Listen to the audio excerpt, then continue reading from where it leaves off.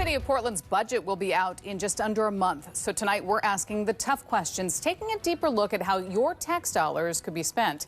Good evening. Thanks so much for joining us for Katu News at 11. I'm Deborah Knapp. It is no secret that the city has difficult decisions to make. For one, it is facing a $93 million budget shortfall.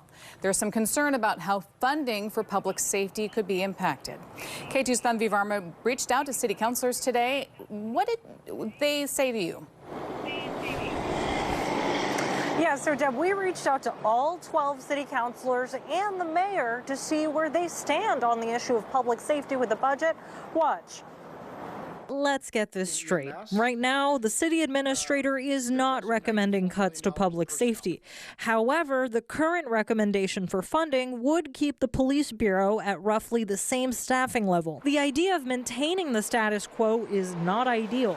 At least that's according to the president of the Portland Police Association, who sounded off in a committee meeting on Tuesday. With just under 1.26 police officers per thousand, the Portland Police Bureau ranks 48th among the nation's 50 largest cities for staffing to population, and as a result, the PPB struggles to provide even the most basic of services, at times taking up to a half hour to respond to high priority calls. We brought this concern to District 2 Councilor Dan Ryan. He supports increasing funding so that the city can hire more police officers. We want to do what BOAC did, the 911. It was having chronic understaffing. We finally staffed it properly, and so their overtime dollars went down once we've staffed it properly. Are you prepared to vote to increase funding for public safety, even if it makes you unpopular? Well, I am all in to ensure that Portlanders are safe. And I do think that we have to sustain and even do an increase in funding for both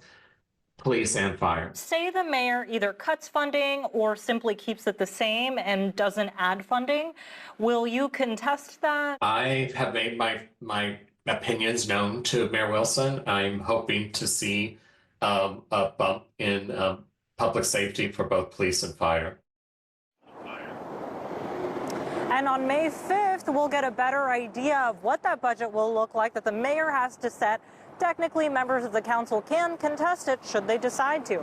Reporting live in Southeast Portland, Tanvi Verma, K2 News. Tanvi, thank you.